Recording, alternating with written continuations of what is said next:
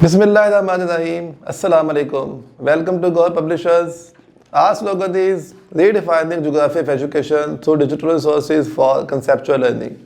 Dear students, I am your science teacher Farhan Tanveer और हम पढ़ेंगे गौर जनरल साइंस ग्रेड 6। आज इसका है चैप्टर 11।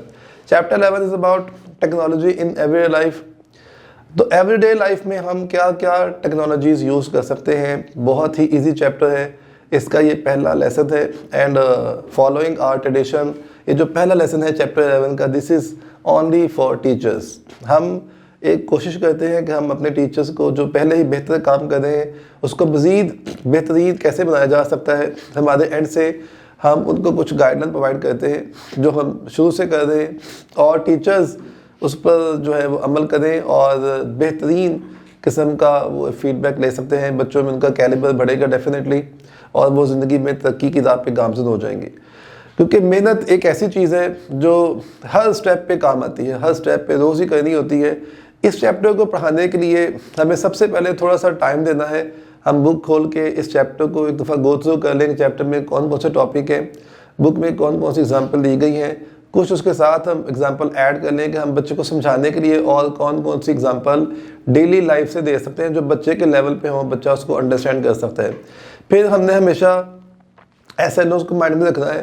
कुछ SLOs जो हैं वो बुक में दिए गए हैं, कुछ हम मज़ीद आउटकम्स बना सकते हैं, कुछ हम क्वेश्चंस बच्चों से पूछ सकते हैं।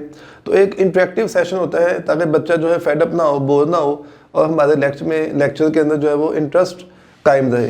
तो आइए हम चलते हैं इस लेक्चर के SLO की तरफ। लेक्चर फर्स्ट है अबाउट इंट्रोडक्शन और इंट्रोडक्शन है इज़ अबाउट SLOs।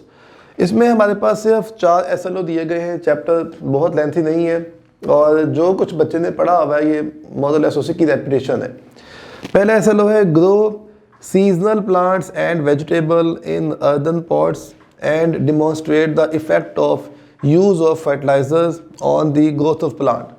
अब जो पहला SLO है ये इसके 2-3 टॉपिक्स हैं कि हम बच्चा को सिखाएंगे प्लांटेशन क्या है, कैसे बच्चा घर पे अपने मिट्टी के गमलों के अंदर या अपने लॉन में प्लांट्स को उगा सकता है, फर्टिलाइजर्स क्या है, उसका यूज़ कितना करना चाहिए, फर्टिलाइजर्स की केमिकल कंपोजिशन क्या होती है। थोड़ा सा बच्चे को हम नॉलेज दे सकते हैं क्योंकि बच्चे ने तो कुछ पीछे केमिकल्स पढ़े हैं, कार्बन वगैरह चीज़ें जो हमने चैप्टर में पढ़ाई बच्चों को, तो बच्चे को थोड़ा सा केमिकल्स का पता है। हम केमिकल का बता सकते हैं कि ये केमिकल है जो प्लांट के लिए इंपॉर्टेंट है, ज़मीन में होते हैं और कभी कभी ज़मीन में वो केमिकल्स की कमी हो जाती है तो फिर हम यूज़ करते हैं फर्टिलाइजर्स।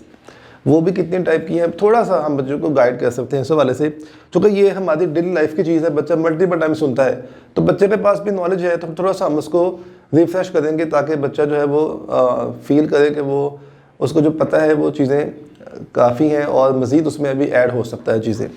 सेकेंड SLO हमारे पास है prepare yoghurt and cheese from milk to demonstrate the beneficial microorganisms. अब ये भी ऐसा है एक पॉइंट है जो हर घर में ये शायद होता हो। दही हर घर में बनता है, चीज़ अक्सर लोग घर में बनाते हैं, ख़ुद से यूज़ करते हैं, कुछ मार्केट से ले जाते हैं।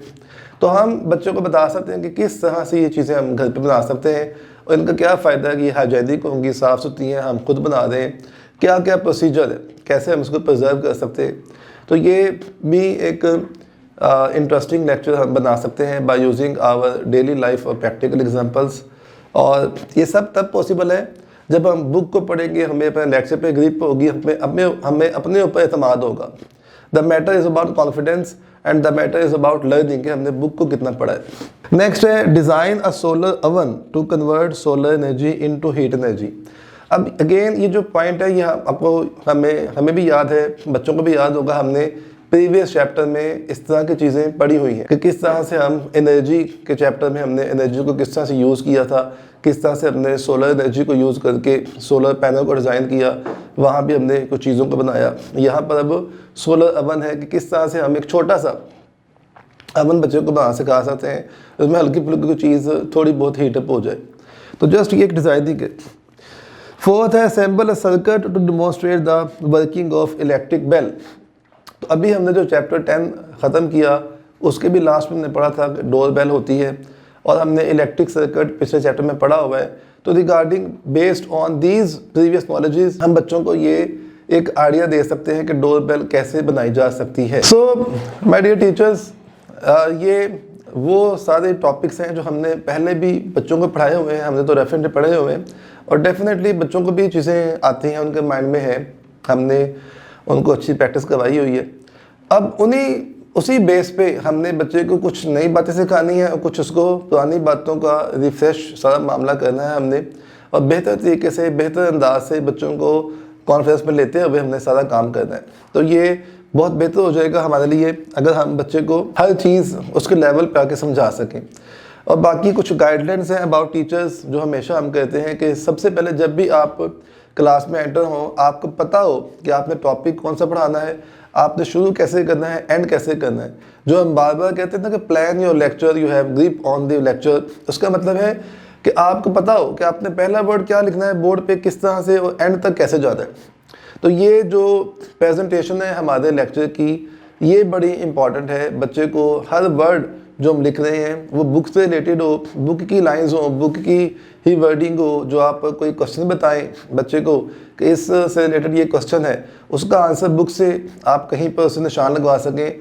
और कोई ऐसा लो आप डिस्कस करें बुक वाला या बुक से हटके, अगर आप चाहते हैं जी इसमें ये भी आउटकम आ सकता है तो that is good for you. ये सारी बातें आपके कैलिबर के लिए बहुत ज़्यादा मायने रखती हैं कि जब बच्चे को अच्छी समझ आएगी, बच्चा अच्छा फीडबैक देगा, अच्छी तारीफ़ करेगा, तो definitely you have ample chance to grow.